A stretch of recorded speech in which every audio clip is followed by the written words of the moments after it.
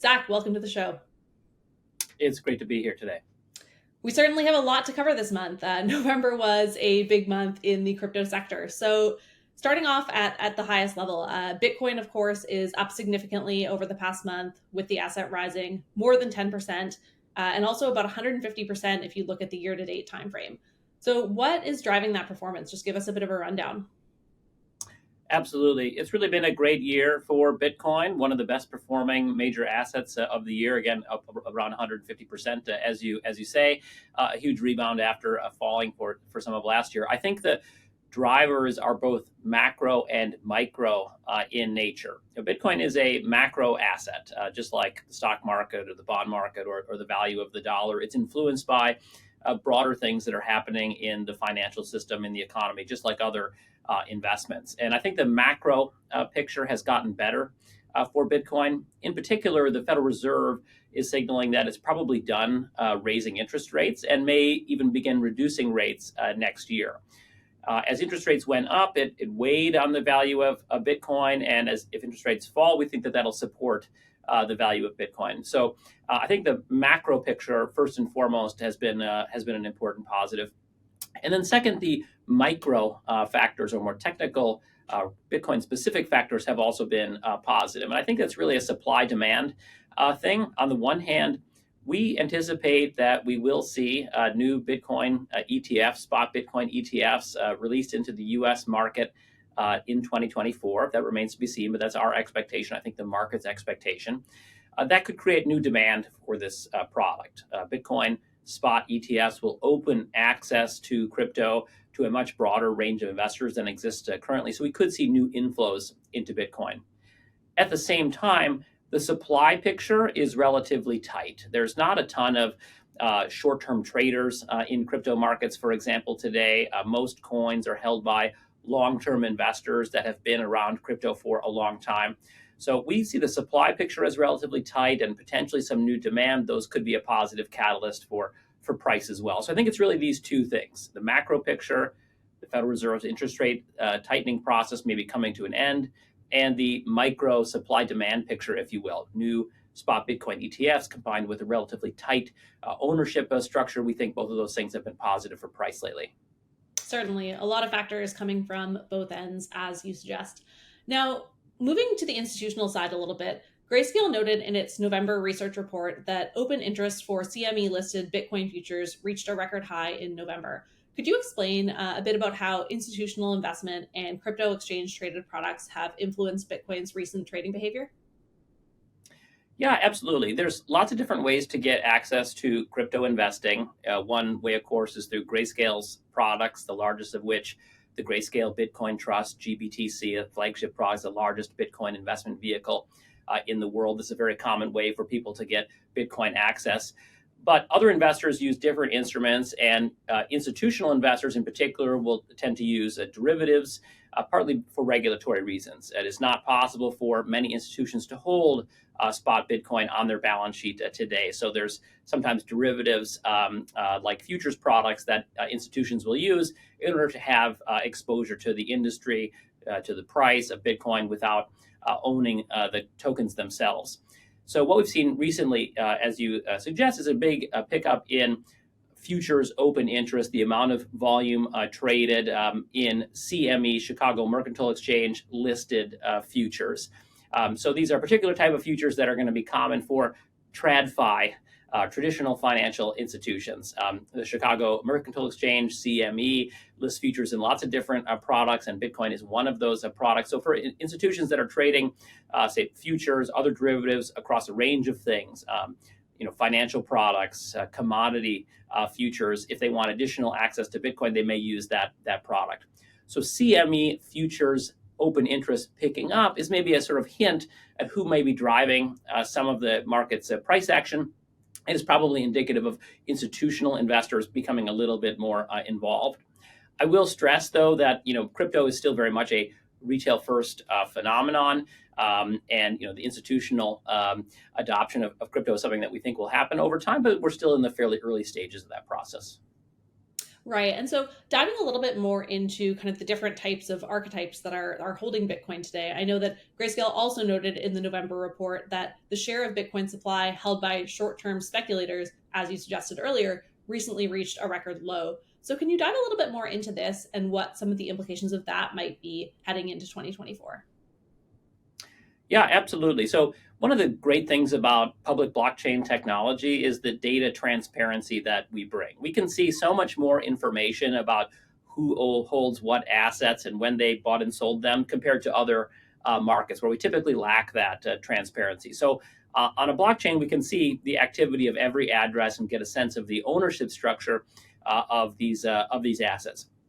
And when we're in crypto bull markets, often that is caused by an influx of new investment, new participants into crypto, driving the price higher. People have heard about Bitcoin, they hear about Ethereum, they get excited about that, they open up an account or they get access through a Grayscale product, and we can see that in the blockchain data. We can see an influx of short-term new traders, new investors, people that have held these tokens for a relatively short period of time. That is very typical of a bull market. What we see today is the opposite. We see very few new entrants. Until very recently, there have not been a lot of new participants coming into crypto, maybe reflecting last year's crypto winter, people steering away from the product, and more of the supply of assets held by really people that are long-term in the space, people with a long-term outlook and not so much driven by some of the short-term moves. What does that mean for the outlook here? Well, that means that if there is a pickup in demand from ETFs or from the macro backdrop, from Fed rate cuts or from themes that come out of the 2024 election cycle, we could have new inflows into these products. The fact that so much of today's supply is held by long-term holders probably means that some of that is going to be sticky, or there will not be very ready sellers to supply to those new buyers. Sellers may only appear at a somewhat higher price level. So I think the ownership structure of Bitcoin today, relatively few short-term holders or relatively few people involved in the market that haven't been here for a very long time, and a relatively dominant portion of long-term holders means that price will be pretty sensitive to inflows. If we see demand for Bitcoin, price is likely to rise given that ownership structure. Right, of course. And with the supply dynamics of Bitcoin as well, which are very different from many other assets, that certainly influences it as well.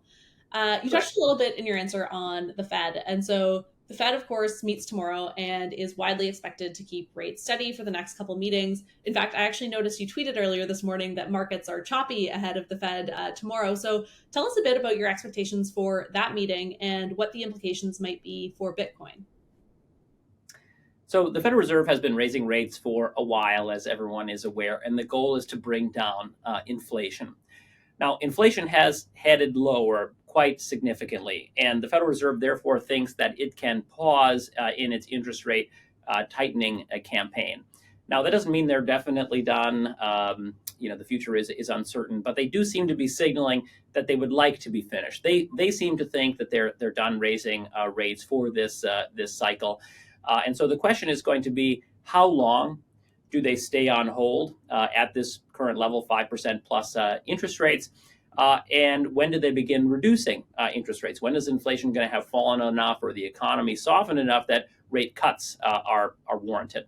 We're going to learn a lot about that at tomorrow's meeting. The Federal Reserve, we think, is going to say that they're probably done, but they're going to show us some forecasts, some projections about where interest rates are going to go in 2024, and markets are debating how many rate reductions might we see. 2, 3, 4, 5, anything in that range is possible, and that's going to have an influence on all markets. The Fed affects crypto, but of course everything. And if we see relatively little rate cuts anticipated, if the Fed says we're going to keep rates around 5% for a longer period of time, what we should expect to see is interest rates move up, the value of the dollar move up, and probably the price of Bitcoin move down. It tends to be negatively correlated to the value of the dollar. So if the Fed is relatively hawkish, as analysts would say, saying rates will be high for a while, then that's probably a negative for Bitcoin. At the same time, the Fed may say that inflation has been well behaved, it's come down, the economy has achieved a soft landing. There is no reason to keep interest rates at around 5% for a longer period. So they may indicate that there will be more rate reductions in 2024 than markets currently anticipate. If we were to hear that sort of message from the Fed, we should see interest rates move lower, the dollar move lower, and again, Bitcoin move higher because it's negatively correlated to those other variables. So that's how I would really kind of focus for tomorrow's event. They're probably done. What are they going to do next? When are they going to cut? How much are they going to cut next year? What is their read on inflation? We're going to learn a lot about that at tomorrow's meeting. Yes, certainly a lot expected to come out of that, affecting both Bitcoin and, as you mentioned, all sorts of other markets. Zooming out a little bit beyond just Bitcoin, the Grayscale November report also mentioned that crypto markets broadened beyond Bitcoin in November, with certain of the sectors that you track posting more than 20% returns throughout the month alone. Tell us a bit about what you're seeing in crypto markets beyond Bitcoin these days. Right. This has been a Bitcoin-led year. Bitcoin has outperformed up to this point, and some of the themes I think support that. But as the crypto recovery has matured, we have seen things broaden beyond just Bitcoin. Parts of the market beyond the largest token, seeing prices rise, seeing activity rise. So, what are some of those themes? I would highlight maybe a couple of things.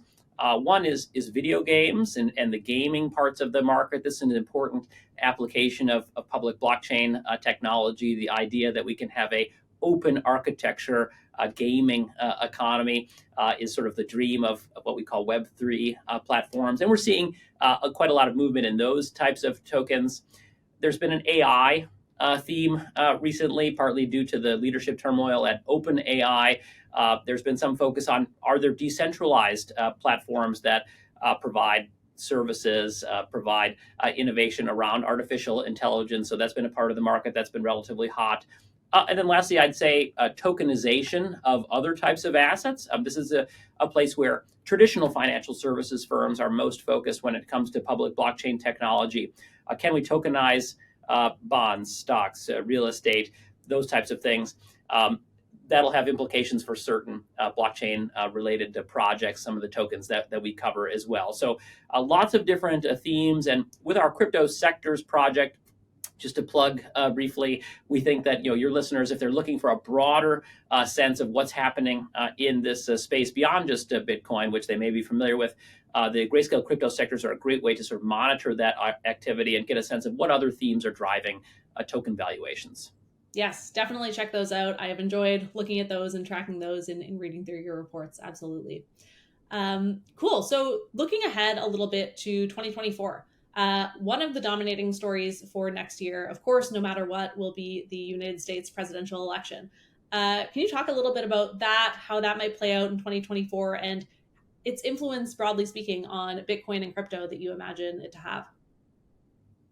Well, I'll just say first that we don't know who's going to win next year, or have a preference per se, but the policy issues that are going to come to light as the election plays out, as the election cycle plays out, I think can be quite important for Bitcoin. There's going to be some important macro policy issues essentially on the ballot next year.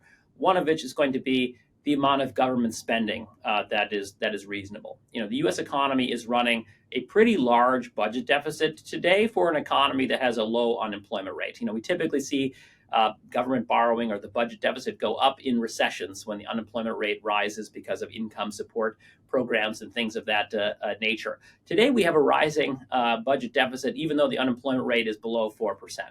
So the U.S. government is running a big deficit. It's borrowing a lot in the bond market, and there's an active debate about whether that's appropriate. And this is the kind of thing that can have an influence on Bitcoin. Bitcoin is a alternative money system that is not issued by a central bank. It is a non-sovereign money-like asset, much like gold. So things like gold and Bitcoin are going to be somewhat responsive to this sort of debate around how much government spending that we can have in the U.S. Inflation also likely to be a very big topic. Of course, inflation surged after the pandemic, and we can blame different things on that. But the president ultimately is going to take some responsibility for how the economy as a whole performs, and so inflation will inevitably be part of the Biden record. Um, is that tolerable? Is somewhat high inflation tolerable? Should the Federal Reserve aim for a higher rate of inflation than it has in the past? Or should the Federal Reserve stick to a quite low inflation mandate as it has had over the last 30 to 40 years? Again, that could have an influence on Bitcoin. If we hear that the government is interested in borrowing a lot of money, may tolerate a higher period of inflation than it has in the past, that will probably be positive for Bitcoin, for alternative money systems that compete with the dollar. If, on the other hand, we hear about fiscal responsibility and a commitment to low and stable inflation, then those things will be positive for the dollar and may lead to less demand for Bitcoin. So I do think that macro policy issues that will be on the ballot next year are going to be quite important for crypto and specifically for Bitcoin, the largest asset in our market. Right.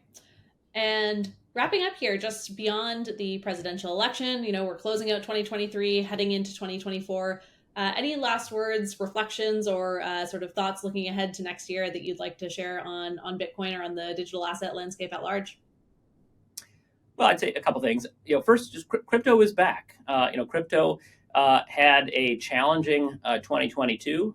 Has had a very good 2023. I think has surprised some people. Maybe surprised us at Grayscale a little bit less, but has surprised some people by how much the market has come back this year. And I think it will be very much in focus next year, given what's happening on the ground in terms of crypto innovation, the types of products and projects that we're watching here, but also from a top-down perspective. This is the end of the Fed tightening cycle, the 2024 election. All of these things are going to have an influence on crypto and the debate around Bitcoin. So we expect it to be a really interesting year next year. Yes, it's been a big year in 2023 and looking forward to an even bigger one in 2024. Perfect. Well, thank you so much. That's all the time we have today. This is Zach Pandl, Managing Director of Research at Grayscale. And thanks for tuning in, folks. We'll see you next time.